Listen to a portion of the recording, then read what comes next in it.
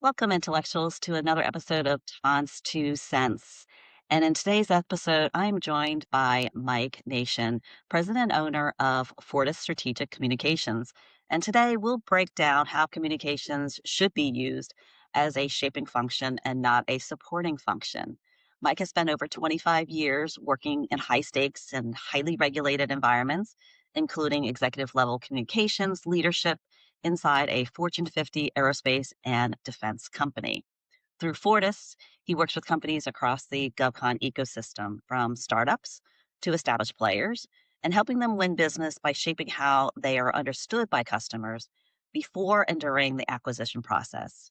His work sits right at the intersection of communications, capture, and strategy, which is exactly why I wanted to have him on this conversation here today. So, Mike, welcome to our show, and say hello and tell us a little bit about yourself to our intellectual listeners. Thanks so much for having me on, Ton. I appreciate it. Appreciate the opportunity to chat with you and through you to talk to the listeners. Uh, you said it all. Former Fortune 50 executive. Before that, wore a uniform, active duty Air Force. Uh, and in 2023, I founded Fortis Strategic Communications. I took an executive buyout from the company I was with. Great run, but when a big Fortune 50 offers executives a buyout, it's time to go. So I took that. Never my plan to do this. I started Fortis really because one of my mentors told me, "Hey, you need to start a business while you're figuring out what's next." Uh, and what realized was, as I was sort of doing the consulting and while I was interviewing for different roles with other aerospace, space, and defense primes, I realized that the things that I took for granted and did every day uh, to help my company win lots of revenue, they were things that really were very uncommon in the marketplace. And I started working with smaller companies that were not the primes. Mhm. And I realized that there was this need and there was a misconception in the marketplace that you need to have the resources of a prime to present in the marketplace and to do a lot of the things that primes do, at least from a strategic communication standpoint. And I started getting clients, helping companies, uh, still was interviewing. And then right around the time I was offered a job, and it was a good role, executive level role with another prime, uh, I sort of had this epiphany, which is like, why would I want to go work for the man when I can be the man? So, Right.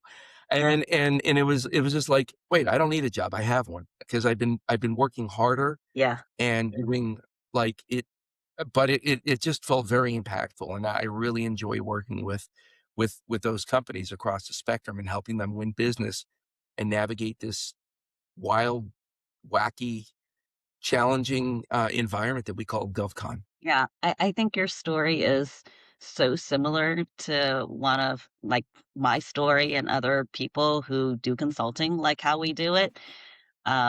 Is I had the exact same conversation with myself too. And it really was kind of like this light bulb moment, and stuff. And so, I know that a lot of our colleagues are like, we don't do it for the money, because if we were doing it for the money, I would go sign a six-figure, like, salary somewhere with another company and probably, have my weekends to myself, sometimes. So, yeah, we do it because it's challenging and, it's interesting work, and we love, helping our customers. So Yeah. I can totally, see myself in that story. But before we get into like more of the strategic side of our conversation, I want to maybe take this a little bit more personal and get to know you more. You've worked for some pretty intense environments. We all have, and I did not know that you were in the Air Force. So thank you for your service. That's a new revelation for me. But what's something that people would be surprised to learn about you, that has nothing to do with your career? Yeah. So I'll say two things. I would never describe myself as an intellectual. I would describe myself as a not just a nerd, but an uber nerd. So look, I'm OG Dungeons and Dragons player. I Oh, was playing no. them. Oh yeah, I was playing it before it was cool and before it was a thing to do. Still play it, not as much as I did when I was in high school. 'Cause now I have a life and all that other Yeah. stuff. Um, so yeah, I'm really into all, the whole nerddom stuff. The other thing, which I'll do like a show and tell, so is about a year and a half ago as a date night, my wife and I went on took a pottery lesson, and we just thought it would be a fun thing to do.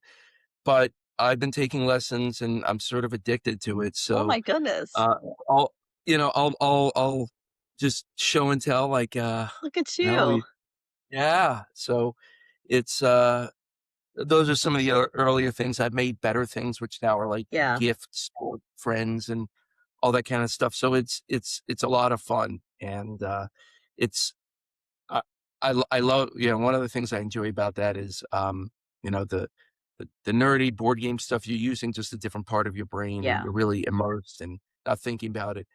And especially one of the things I've discovered just with the pottery is that it's just so you have to be so present in the moment, Mhm. and it doesn't matter if you've got a phone or turn your phone off, because if you're not focused on what's going on with the clay right then, and if you're Yeah. thinking, oh my gosh, this problem or this client thing, it's just gonna fall apart into an epic mess. So Yeah. yeah, Yeah, it's I think great. that's so important to find something where you're kind of present. And for me, it's sports. Kids Oh yeah. sports, sports in general, like, that's you Nice. have to be very present. Otherwise, if you take one eye off, then you miss an entire play, so, yeah, I can definitely, agree with that, and we need something Yeah, that gets us out of our heads, which is exactly. really important. So, Yeah, interesting. Pottery, you are quite the Renaissance man. Uh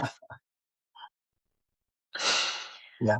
So let's just dive into like our first segment here, which we Cool. call positioning still wins. And I've been talking a lot lately about communications and how words matter, and like the messaging is so important. And we like to believe that if we have the best solution, that will win. Every contractor likes to think that they've got the solution that is, that's going to solve all the government's problems, but it's just not really how it works in life and in the market in general. And I think Yeah, government cool. customers are, they're making those decisions under a tremendous amount of pressure, sometimes with incomplete information, with maybe a bias towards, clarity and confidence. But, if your story is not clear and if your capability doesn't match, um, it really doesn't really matter how great your solution is if you can't be able to kind of effectively communicate that and convey that. So, why do you think that there's so many GovCon companies that still struggle with positioning, even when they have some tremendous capabilities? Wow. That's such a good question. That's a multifaceted question. Let me just maybe pick that apart, because first off, I absolutely agree with your supposition that the company with the best capability technology solution, lowest price, does not win.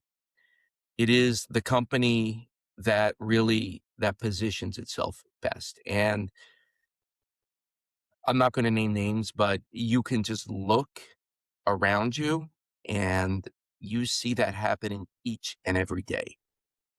And yet I don't know whether it's, sort of just I whether it's self-deception, that companies aren't sort of accepting of this reality, or whether it's just sort of blinders, or "Hey, we're doing okay enough Hmm. that we," there could be myriad reasons that why companies are behaving this way. And I think it's sort of for the same reason why companies will see something appear on sam.gov and be like, "Oh, that looks like us." And they'll burn however many hours doing it. And yeah, there's AI tools or whatever, but it's still time, energy, and resources. and they'll submit something and they'll get, thanks for your interest in national security. We went with these guys.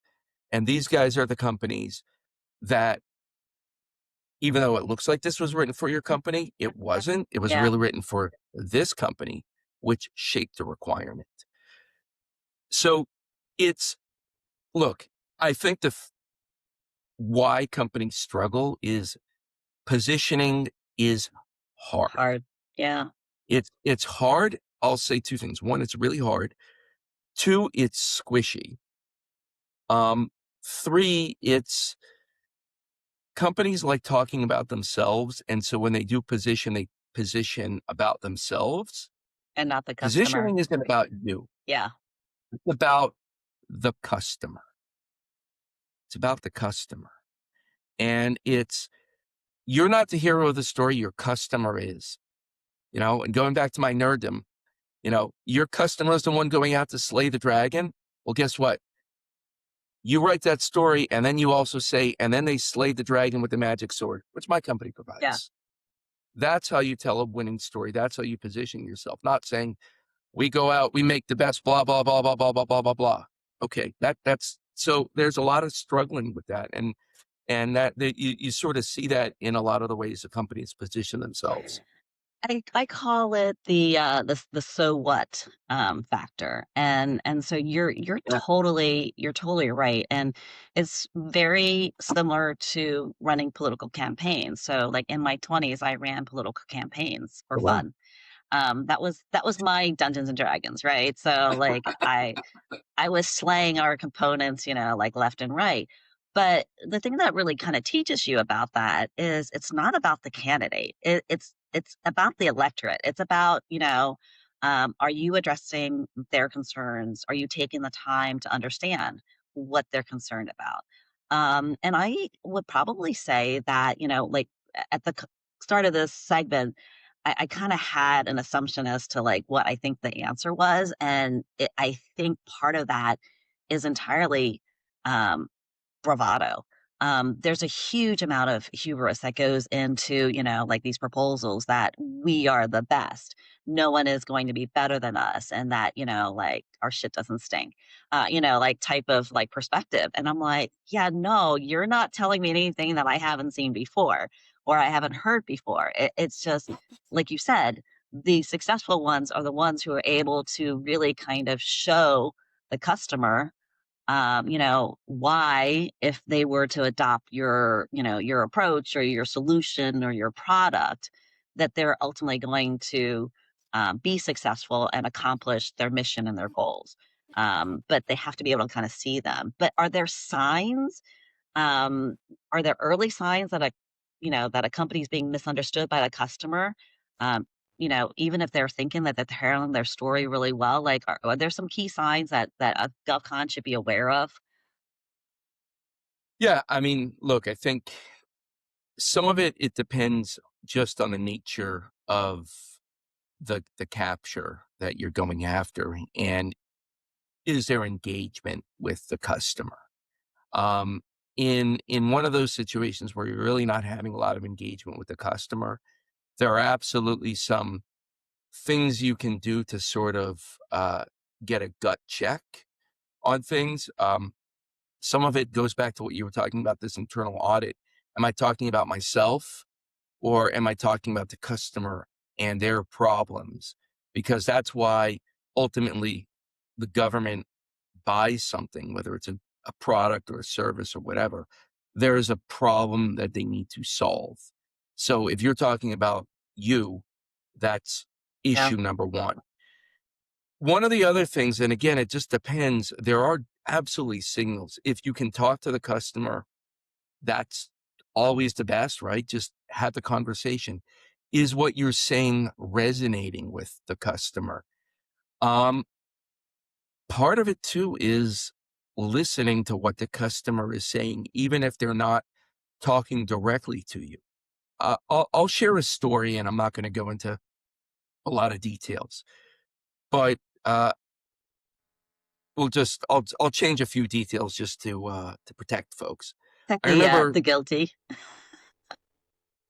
I remember going to a trade show once, and I went with one of my clients, and we went in. And again, I'm a strategic communications guy. We talked a little bit about the messaging and all that kind of stuff. They're the face. They're talking to the customer. They went in, and the it was the customer was saying something so 180 from what they were talking about. They were in talking about um, drinking water, and this customer wanted to talk about eating pizza. I mean, it was different, and the client just couldn't pivot. Well, that was a big red flag Yeah. right there. Um, the and they'd gone in, they thought they did all the things that they needed to do, and I don't know whether um actually I do know, because what they were talking about was the competitor stuff. So Mm, the competitor had gone in and started shaping things, and instead of replying, they were still kind of going in with the same messaging. right. So that was a big red flag right there. I mean, you have to read the room and you have to be nimble. And instead of just talking about yourself, maybe that's a time to start asking questions. Hey, okay, you're talking about eating pizza. Earlier we were talking about Mhm. drinking water. Yeah. What what But what changed? Are you hungry now? You're not thirsty? Can you mhm. walk me but never like, well, no, you're really no, something's Yeah. changed. So those were some of the red flags. And sometimes it'll be in public.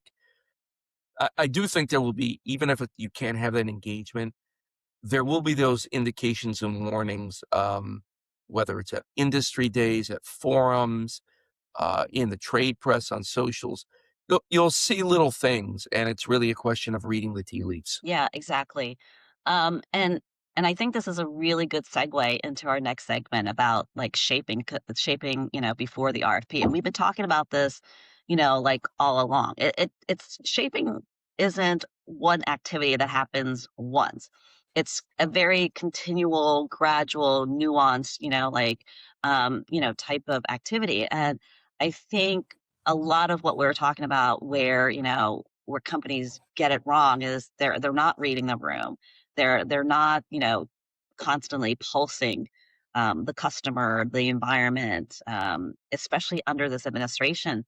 Things change, as the wind kind of changes. And so you really do need to kind of, keep up to that. And that, shaping doesn't start, like it's very obvious. It doesn't start right when the RFP drops. It starts way before, like all of that happens. Um, and a lot of this influencing doesn't happen, by accident. It has to be very deliberate. And so I think you're laying like the groundwork for, what you need to do. But, we talk about communications as being able to kind of shape it. Communication is kind of like a two-way street. And you're right. It does require you to ask key questions. And so, like what else should GovCons be considering? Because to me, the number one approach to really understanding the customer and the customer's voice is to ask those questions, ask more questions than they answer them, but being able to kind of pivot. And again, I think the underlying theme is there's a lot of like ego in this that companies don't want to change. So, what changes when you actually use communication from like day one instead of thinking that talking and communicating with the customer is kind of a secondary thing. Yeah, I mean, I it, what you said is spot on, right? I mean, every company has the smartest people working for them, the best engineers, the best technology. Like, I mean, I would love to see a proposal that would be like, yeah, our engineers are smart, but not the smartest. I mean, can you imagine? Can Or you we don't imagine? have can you imagine we don't have the best techno? I mean, what would that even look like? Sorry, that's where my brain goes sometime. And like those are sort of the table stakes. Like, but I think I love what you said about the hubris piece, right? Because everybody thinks, no, we've got the best. Um, One of the things, and we're sort of where Fortis comes in, we're sort of the strategic communications pieces, right? Is that it's squishy. But the way I think about GovCon in general is that there's well let's call it almost an engineering approach to um, proposals and capture, which is going to meet these requirements, and we do all these sort of things, and it's yeah, we comply on this checklist, and we're the best, and we're all green on this checklist. Taking a step back, these aren't robots. These are people Uh-huh. that are evaluating things.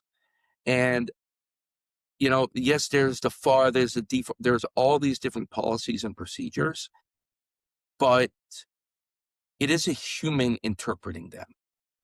And there's a lot of subjectivity, a lot of judgment, a lot of pre-existing prejudices and beliefs and all those sorts of things that come into play, some of which you will never, ever know. And some of which are very obvious. What am I, what, what's going to get me promoted? Or other things like, oh my gosh, I've got to evaluate these proposals, and I just got a text from my wife that that my kid broke their arm, and I got to run to the like there's all these other things. So some of it is just putting that technical mindset aside, right? You gotta meet all those requirements, but thinking about it from a human standpoint, and then shaping your message to connect with the person. So that's sort of the first element about just um, aligning and really resonating with the person and the people that you're trying to connect with.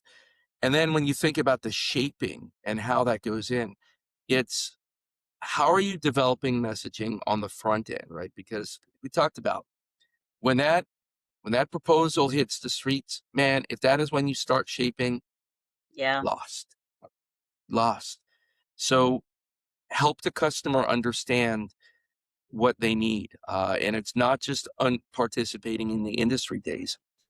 It's going out and, okay, what are the things that the customer is starting to care about, reading the room? Mhm. What are the issues? What are the problems that they're starting to trying to solve? And then how are you getting your organization out there in the marketplace and positioning yourselves as the problem solver? Um, we have these sort of problems in IndoPACOM. Okay, cool. Well, did you know that my company is thinking about these things, and we're thought leaders in this area? And you're out there, and some of the very tactical stuff. We're posting things on LinkedIn, talking about it, going out. We're presenting at forums. We're in the trade press and doing all those other activities. We're at the trade shows, so that the customer is already thinking about it, and they're soaking up a lot of what we're putting out there, so that they're subconsciously thinking about it when they're starting to write those requirements. But that's a mind shift, right? And that's squishy, Yeah. right? Even though there's hundreds of years of research about this, that's still squishy liberal arts stuff. And you know, who needs people when we have checklists? Technologies and tech checklist and yeah, and AI, right? Um, so no, I think I think we should make T-shirts that says, like shaping is squishy, or squishy shaping, I love that. because it is so true, and that is one of the biggest questions that we get is how do we shape? What does shaping look like? I think we talk about it in industry, and those new entrants into GovCon are always kind of wondering about that. Um, and I think those of us who've been doing it for a while like to make it into this, huge, behind the Wizard of Oz kind of curtain that, like we're not going to show you how it's done or what it is. But it comes down to the basics is there are still people making decisions. There are still people who are buying services and products. You need to know and get to better understand these people. They have families, they have bad days, they have great days, they've got needs, they've got things that keep them up at night. And so just really trying to be able to kind of relate, I think, is just as important. So playing that social game, playing that, being able to kind of better understand. There's a lot of things that you can do. You can cyber stalk them on LinkedIn, find out who's in their network of circles, find out what they're posting and commenting about and resharing, and things like that. And so there's a lot of things that you can kind of do virtually versus in person. But I think you need to kind of balance that strategy of, um, you can't just do everything from behind your computer and expect the same results, because you still need to No. kind of shake that person's hand, have a drink with them, be in the same room, have, adjacent kind of conversations, and maybe talk about, hey, my kid's playing lacrosse this weekend. Oh, so is yours. Like, I've had more conversations start from sports, or maybe the love of pottery, right? And just, kind of start conversations like that. But I think Yeah. this is a really good segue into, like, our next segment, which is communications insight capture. And we've been kind of alluding to this and laying the groundwork for this, is that I think the takeaway so far that we're trying to communicate to our intellectuals is that communications is definitely something that is not a once and done. It's something that kind of ties and needs to be threaded throughout the entire BD life cycle and throughout, like, several different, like, functional roles. It can't just be BD who's focused on communications and, marketing, and it can't just be capture, and proposals needs help in better understanding, what kind of communications have happened, like, prior to this. So, like, how do you work with a company to kind of integrate and instill that importance of different types and different layers of communications, because communications means different things to different people, and it's valued at different levels depending upon your functional role, right? Some people Yeah. find it much more important than other people, and other people are like, ah, I'm just gonna, like, um, improvise, and stuff. So how do you make that, uh, you know, messaging being the core focus of everything that you do? Yeah, that's such a great multifaceted question. Let me start maybe by talking about sort of it at a macro level, and then I'll tell a vignette or a story. One of the reasons I called the company Fortis Strategic Communications is it's it's not a PR agency or a marketing agency or things like that, right? And the way I think about it and what's different is that where you have marketing or you have PR, these sort of things, those are channels, and they're important. And yeah, we absolutely do those. But a lot of times the challenge that you see is that the output Mm. is the end product. Hey, wow, we got some Yeah. great press clippings. Look at this. Mhm. We're in these Impressions. newspapers. Yeah, yeah, Okay, hooray. And the strategy and the integration piece doesn't happen. And so it's almost divorced. And it's like, again, it's about the client. Okay, we've got I don't know about you, but I'd rather have one really good article or one really meaningful thing that impacts and talks directly to the customer, or maybe have shaped the story that the customer is talking about our messaging, rather than us being in it, and rather than just, oh wow, look at us, we've yeah, got some great headlines. So kind of taking a step back, where does that even begin? It really begins with coming up with what the overarching message and the story is. And one of the challenges I see is that Capture will be going off doing this thing, and they'll have their win themes and all these sorts of things. And then BD is off doing their thing, and they'll have sort of their messaging. And then the marketing communications people are going off doing their thing, and there might be some sort of alignment, but it's not unified. And you really need to have one overarching story, message, things like that. And you might have certain facets of it that only come out in a private customer meeting, or that only come out in a proposal, or frankly are classified, and that's okay. but everything should flow from one sort of central theme and story, and then be a component or subcomponent and ladder up to that. And that's sort of the how you do the integration. That's where the strategic communications piece comes in, is through developing that. And then you go out and you have your story, your proposal, and it'll have all those sort of things. Plus, it'll have things you don't want the competitors knowing. But you may have seeded the groundwork in some of those BD presentations that are done at conferences, or some of those press interviews or things that are done on the social. So that's sort of how it's done at a macro theoretical level, right?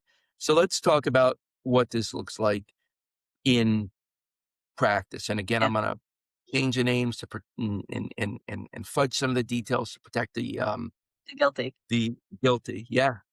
Uh, so helping a client going after a specific opportunity, and there's sort of two things going on. So did all that, came up with that big messaging, and that's a whole big process in and of itself. There's workshops and all sorts of things. You're looking at what the competitors are doing. But then one of the things we did was, okay, we're going out, we're hitting up the trades and the trade shows and the trade press and all those sorts of things. All that messaging was on LinkedIn. But then the client goes to me and says, hey, one of my BD folks is going to be at such and such a conference. They're not presenting. And I said, cool. Well, let's get together and let's talk through the messaging that they're going to use. And let's also look at what their engagement strategy is when they meet those key stakeholders at the happy hour. Hmm. And how are you engaging, and what's the story that you're telling them over a drink, right? Because to your point, you're going to talk about the kids lacrosse game first because you don't want to be a robot. But when the conversation comes to what do, you want to be ready and you want to sort of be able to speak to them and have that aligned with the messaging. And you're not trying to give the whole proposal away. You're Yeah. just saying, you're just planting a seed. So that's sort of how it works. The other thing, speaking to the customer, is there's a lot of research that happens on the front end. Yes. You're going out, You right? can't Look, go in cold. Like, that's not, no. no, no, but look, I I think there's so much information out there, and the signals are out there. You can read the president's budget. You can read congressional testimony. There's all these speeches and all these places where you can go and get that information, and you can hear how the customer is talking and thinking about the problem. So when you come in, if they're talking about, if they're not talking about small dogs, if they're talking about puppies, you're using the word puppies because that's how they're thinking about issues. So there's a lot of front end homework, and then there's a lot that goes on in the execution. Yeah, no, exactly. And I think the thing that's kind of lost on BD professionals in particular, since they are customer facing, is that there's a lot of work that needs to be done beforehand to even know who's going to be in the room, who do you want to really kind of target. You can treat these conferences and these technical meetings as your own personal happy hour. Like, they're labeled as happy hour, but they're really work. They're really networking. And so, like, I see pockets of people who they won't leave the one person or, whatever, and that's a really missed opportunity. And so if you're not being successful, I think you just kind of need to look inward a little bit about what kind of conversations are you having. And I'm not saying go out there and make every conversation transactional, because the government will smell it. I will definitely smell and, sense your desperation too. And what and whatnot.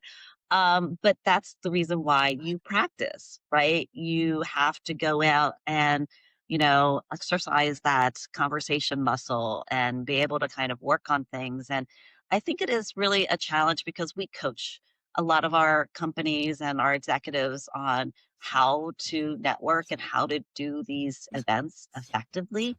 And they're expecting to have this, this magic pill or this magic bullet that's going to be able to, like, all of a sudden make them more comfortable or better. And they're like, how do you do this? And I'm like, I've been doing this for over 20 some years. but I'm an extrovert. And so I understand that's how I thrive. But a lot of executives, a lot of owners and CEOs, they're technical introverts. And so that is definitely something that you need to kind of be coached and, pulled out. Um, but you have interesting things to say and kind of communicate. It's just don't stress out about all the technical things because that is super easy.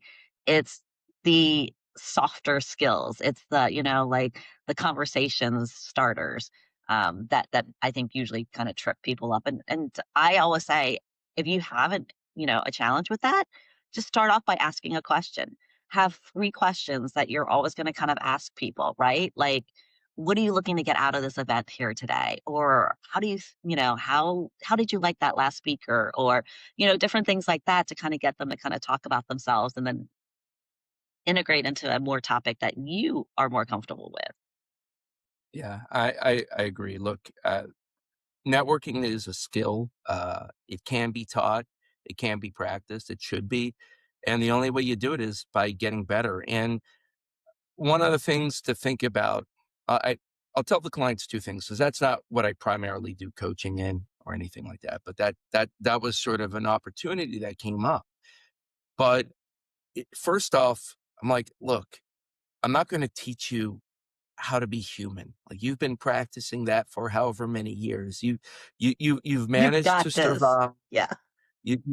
That's not my job, but it's a skill, Yeah. and practice it in low stakes environments too. I think that's something like, look, Yeah. go to whatever, go someplace, church or a sports Do it at game your or sport. Yeah. whatever. Do it at your kid's sideline. Yeah. Exactly. Yeah.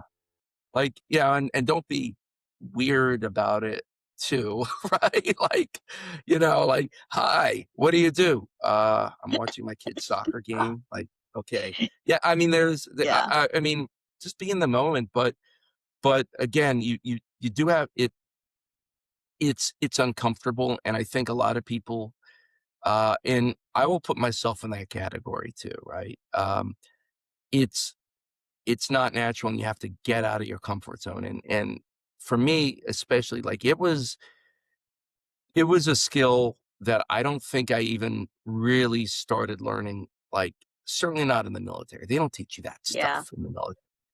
Uh, Even not until I became more senior as an executive. Only then did they start doing it. And it it was very soft. And it wasn't honestly until I sort of started my own business and really had to figure this stuff out on your own, and you're sort of thrown into the deep end of the pool and sort of sink or swim. There's books about, I mean, and it's a skill. You can learn it. It gets better with practice. It's okay if it doesn't feel comfortable. You'll get over it. Yeah. You know, Exactly. neither neither did driving when you first learned how to do it. And I think that's the reason why I like volunteering with 4 Block so much. 4 Block is an organization that helps transitioning vets transition Yeah. from active service into industry.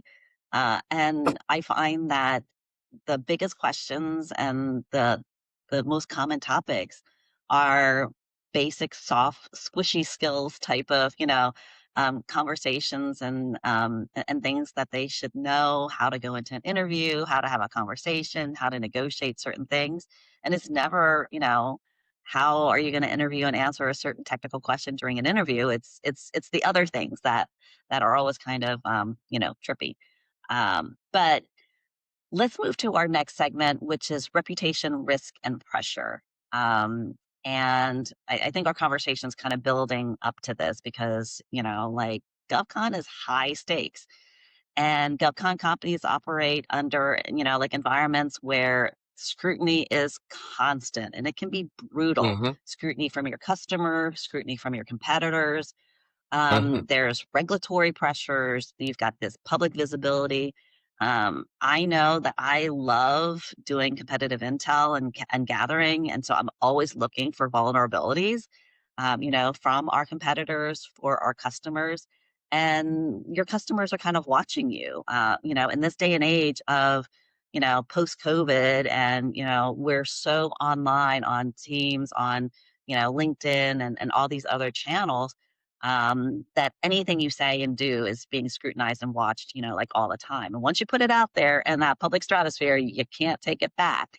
And so, like most companies are just not ready until I think sometimes people force them into, this awareness or this active participation, because we do still have companies that don't actively participate online. And I think that's a huge shortcoming, in some regards and in some industries. I'm not saying that that's all, but from your perspective, what should leadership teams have in place before they ever find themselves dealing with like a reputation issue or a crisis that could, potentially be damaging, not only from a recruiting perspective, but from a company image that could possibly impact how teaming partners see you or how the customer might see you? Wow. Yeah, that's another great question. Let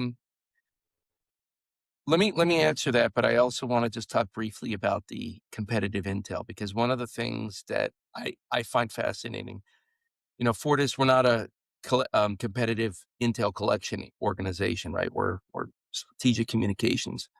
But one of the things I think that companies don't think enough about is they think about when we put information out, how we protect ourselves, right? Yeah. That's sort of a secondary reflex.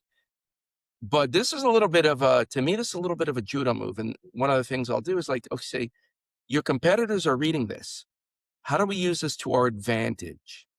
And let's think about what we're putting out. We're absolutely not going to do anything deceptive, but let's think about putting out information that will either feed into a competitor's assumption about us Mm, and that will trigger certain behavior on their part. right. And that's something that I've done before, where you can actually use that to help change a competitor's strategy because you feed into a certain assumption, deter them from taking certain actions, or sort of force their hand into doing something that's kind of stupid. So that's just something to think about. It's a lot. Again, it's more than a throwaway converse. It's a lot of work, a lot of effort to kind of get to that phase. But that's something to just to think about too. Um, and on the flip side, also thinking about why companies are putting information out there, Yeah. because there's motives and there's sort of like that first level. We're putting stuff out there because of this, but okay, think deeper, um, and understand that for the most part, everything that's put out there is there's a lot of thought, or there should be a There lot of should thought, be. and Yeah. Yeah. there should be. And Sometimes there's not. yeah, exactly. I think that's the one thing that especially the smaller, more inexperienced GovCons and companies Yeah. need to realize is, and I evaluate everybody's communications differently. Now that I've been in the industry for a while, it's like, why are they putting this out there, and why does it look like that? Right? There's something deliberate and intentional about it. There's either a messaging strategy, or they're trying to, sway or influence, Hmm. the environment one way or another. So yeah, I think it's almost kinda like the dark arts part of communications, that there's, like some type of a subliminal ulterior motive. But you're right, like there's this risk, and I don't know how you mitigate this, is to balance that. Are you oversharing, Yeah. versus, sharing enough to Yep. kind of provide, there's a fine line between showing and demonstrating street cred. But then there's like, oh, here's everything behind the Komodo. And now someone like me who likes to exploit all that information, now I'm like, I know exactly where they're going, right? I can check their careers page. The Hmm. job listings look exactly like Yeah. verbatim from the RFPs, like key personnel. And I'm like, change it a little bit so that I can't just do, like an Yeah. AI search and be like, hey, like who's advertising for this position. Now I know Yeah. exactly who the bidders are. So, how do you find Yeah. that balance? So look, the short answer is, and at the risk of sounding shamelessly self-promoting, I mean, you need to devote time, energy, Mhm. and resources to think about it. Like that's the bottom line. I think at a certain like there's you think about a company's life cycle, right? And when they're really small, we're talking just one or two people, maybe a single contract, and we're talking about like an SBIR or something like that.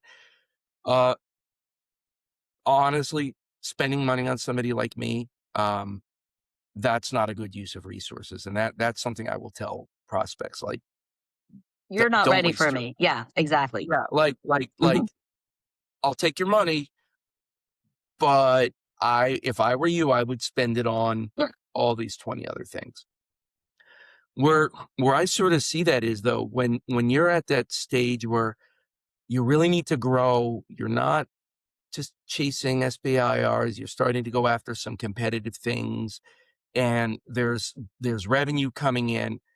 You really need to start spending some time thinking about this. And then it comes down to, okay, I'm the CEO. Um, am I the right person to be thinking about this? Should I be hiring somebody to do that? Uh, Look, a CEO, in my opinion, a CEO, from a risk standpoint, a CEO is certainly going to be better positioned than me or somebody like me to understand what that competitive risk is. Like they're the subject matter experts. So I'm not going to get into that. And if you say, hey, it's safe to share this piece of technology because no, they can't reverse engineer that. Yeah. I might ask the question, but that part I feel like companies are pretty good at assessing that from production manufacturing. Where there's challenges, and where I think somebody like me can offer a little more value is certainly on the reputational risk. Um, for example, and I'm not sure when this is going to air, but last night on an earnings call, or yesterday on an earnings call, the CEO of a prime called the war in Iran a gold mine. Okay, look, Americans have died in this conflict. The price of oil is high, and whether or not putting politics aside, um, yeah, and if my recollection is this guy who called it a gold mine is not a veteran. So what are the optics of that? And is this CEO wrong? No, but there's other ways to say it, and it's It's like those that sort of internal things. it's like that internal external dialogue, right? Like maybe you're thinking it, but you may have wanted to phrase it slightly different depending upon Yeah. who's in the room. Yeah, Yeah. the way I would have phrased it, and it was a throwaway comment, clearly, because these earnings calls, they're sort of very, um, they're scripted and they're rehearsed, and this was a throwaway comment, and I didn't read this transcript. This is what my wife told me, but they said, some investor probably said, "Well, how do you think about the war in Yeah. Iran?" And the way I would have answered it is said, look, clearly let's not lose sight of the fact that there's a conflict and all that. And we're positioning ourselves to support the war fighter and all that. And there's opportunity, but our focus is really on delivering the best capabilities for the war fighter. So it's really being deliberate and thoughtful, and then relying on, thinking about what the risks are, and then messaging and positioning Yeah. yourself for that. Well, I think Um, that's I always use this phrase wrong because I'm ESL, but it's like a catch 22, catch 20 what? I, I, 22. Yeah. yeah, there you go. Um, because, in one point, he does have investors. So, like, let's just say, this is someone who's speaking at, an investor meeting or whatever. The context is different, the audience is different. And I think it's always really important to understand from a point of view, who's your audience and kind of tailor it to that. I think the challenge that we have in this day and age, in this society right now, is that everything is done in sound bites and clips. And if it doesn't fit on TikTok or Instagram or, a small reel or whatever, things get things get distorted out of context, like all the time. I don't know what the solution is. I don't know like how you even protect yourself, from that. And so I'm from the mindset that now that I'm in my 50s, I'm a little bit more tempered and like how I say things and what I say. But I think from a personality perspective, from, my voice and my perspective, everybody kind of understands what they're going to get when they listen to a Tom's Two Cents or when I'm in the room or when I get asked to speak at an event. They always know it's always going to be very unfiltered, very direct, and very strategic. It's going to be very on message. Um, and so that's just my persona. That's, like my personality. I am the same way. I'm probably more abrasive in person and off, like off camera than I can. But I think it's really important. I think sometimes people don't make the distinction of your persona that you need to kind of convey publicly versus Well, like maybe how you personally feel or like and some people that is their persona is that they marry the two and they're just very raw, right? I think that's kind of like really kind of challenging because we do have industry professionals that maybe don't speak as diplomatically as we do. Maybe it's an age thing, maybe it's a yep. personality thing. And I would be fearful that I would be offending 50% or 80% of, potential clients or people who would find me credible if I were to really say certain things, which I don't say publicly. So I think that's a challenge. I agree. Um, I agree with what you said. I think where there's a little bit of a where we're seeing some challenges. I think there's two things. Like everybody talks about authenticity, Yeah. and I think that's important. Like you have to be yourself. I know some of the other guests you've had. They're awesome. Like if I showed up wearing a Hawaiian shirt, that's not my brand. That's not my Hey, vibe. Um, I couldn't get away with it because that's inauthentic. But guests, like some of the guests that you've had on, like that's who they are, and that works for them. So you have to be authentic to yourself. I think that's sort of the first level. You absolutely have to be authentic, and people can, like you said earlier, people can smell a phony. I think where you sort of layer that on top of that, and to me, it just comes down to sort of a fundamental, right? Like just be respectful, like yeah. or don't be an asshole. I don't know. There's probably a better way, a more diplomatic That's way, the next but T-shirt. Don't be an asshole. honestly, and that like it's really So true. it's you can say things undiplomatically. You can say things in a way that feels authentic to you.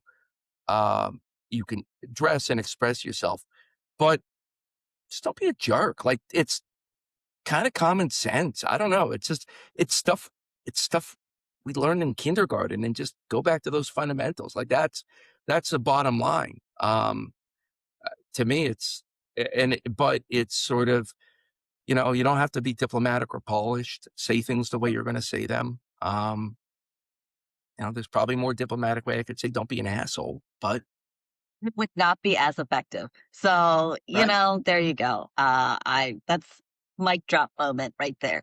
I love that. Um, let's wrap up our episode here with the last segment. I always like to talk about something that's really tangible, practical, things that we can kind of work on. So I think that there's some practical moves for leadership here. And I'm a firm believer that how an organization operates really does come from the top. The leadership sets a lot of the tone, the precedents, what's acceptable, and like what's the message that you're trying to convey out there about your company or your organization. And so, I think sometimes people treat communications like a project, like, oh, we gotta, implement this new communications plan, or we're changing this and changing that, or changing words.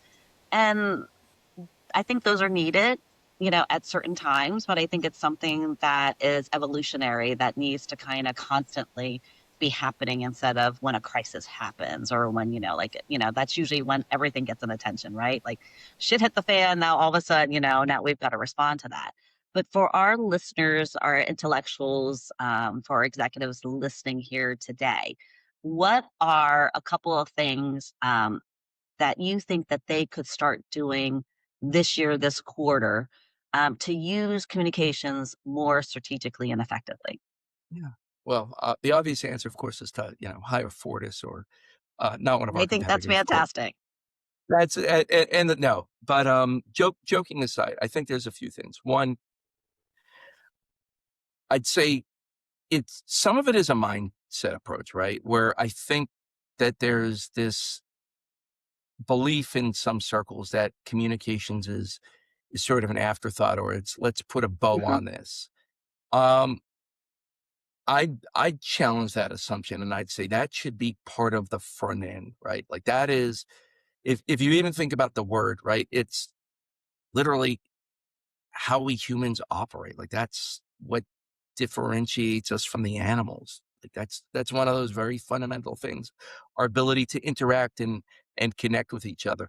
So I would say first and foremost is just change think about the way that you're thinking about it and understanding that the way you communicate and how you're engaging with employees, fellow employees, and the customer is going to drive a lot. Because going back to that first point we had, right? It's not the company with the best technology or the best capability that wins. It's the company that positions themselves best. So thinking about it from that standpoint and thinking about it as a business problem. The other side of that is I'd also encourage people to stop thinking about um, communications as a silver bullet because it's not. Yeah. If if a company engages in behavior, right? Like there's sort of the example we were talking about where somebody says something stupid, you can work through that. If a company does something bad or if there's bad behavior, right? Like telling that you have to take actions that can then be communicated. So it has to be very holistic. And that goes back to what we're saying. So think about how you're going to integrate it into the overarching way that you're doing business. That's sort of one thing that I'd offer is really, or the second thing is thinking about how you're integrating into the way you do business. There's some very tactical things that can be done. Um, Sort of like thinking about how you're going to talk about the company. And really, maybe the third thing is just thinking about how you're going to shift the narrative from talking about yourself, talking about the customer and thinking about things from the customer's problem, the customer's mindset, put that customer first, which is one of those sales one-on-one things, Mhm. but really start thinking about that and thinking about that and how you're engaging with them in your proposals and your external facing communication and all those sorts of things that the customer has problems. You could be the solution to their problems, but it's their problems, not Yeah. your awesomeness. Yeah. No, exactly. Gosh, like I feel like we've like talked about so many good takeaways in this Yeah. episode that I don't even know if there's one thing that I would say, that we focused on because I guess the one thing is that communications is kind of like an ongoing um, uh, process that doesn't start and end here or there. It doesn't, it's not a project. And that it impacts so many different things from, influencing the opportunity, shaping the opportunity, understanding the customer. It drives your conversations, with the customer. It could shape your environment. You can use it as an offensive mechanism to, throw off your competitors. Like, I would love to, like, maybe have another episode on that, Sure. and for us to kind of partner on that because I Love it. love exploiting, how do you, like, how do you beat your competitors? There's so many ways to kind of do that offensively and defensively. That's Yeah. part of that entire, like, capture process. And that, like messaging, you got to message early. And we've been talking and working with our customers a lot on understanding and being able to clearly articulate what is your mission vision and how does that align with your company's values? Which is something that, in the current environment that we're working in, I think is so much more important than your solutions. Like everyone's got a solution, everyone's got a product, everyone's got, something that they want to sell.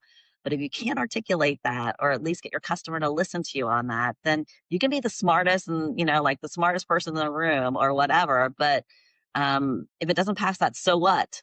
Litmus test, then, that's something that is kind of a wasted effort. So, any last parting thoughts about our conversation from a takeaway perspective that you want to convey to the intellectuals? I think there's two things. One, I think one other thing that folks can do if they want to learn about how to use strategic communications is they can subscribe to my free newsletter. Perfect. I put it out monthly, and I guess we can drop the We will, link in the show we notes. will absolutely do. So subscribe to it. It's free. If you hate it, unsubscribe. I don't care. So I won't be offended. But it kind of gives you some sort of practical, actionable advice every month. It's so it kind of helps you understand sort of the environment. Um, I love what you said. I just offer one other thought is that you don't want to be the smartest person in the room. You want your customer to feel like they're the smartest person in the room Yeah, for hiring you, for selecting your solution, your proposal. And it going back to what we're talking about, the hubris. It's really about helping the customer understand how your solution can help solve their problems. absolutely. No, those were really great last minute takeaways here. And so, intellectuals, unfortunately, this concludes our current episode. So please remember to subscribe to our podcast and stay tuned for future episodes every Wednesday. This was a great conversation because I think we really kind of challenged a lot of assumptions. And most companies think that they're, competing on their capabilities and their past performance and how great they are. But in reality, they're kind of competing on how well they're understood. And how well you understand the customer. And if you're not shaping that, then someone else is already in there kind of influencing that. So Mike, I appreciate you coming on and sharing your insights and your perspectives on this. Don, thank you so much. I really appreciated the opportunity and looking forward to doing this again and talking about the OODA loop and all those other fun things. Exactly. We'll have to have a squishy conversation about the squishiness of all of this. So, thanks again, intellectuals, for listening here today. And remember, you have to think big to win big. Be an intellectual. And until next time, keep pushing the boundaries of possibilities.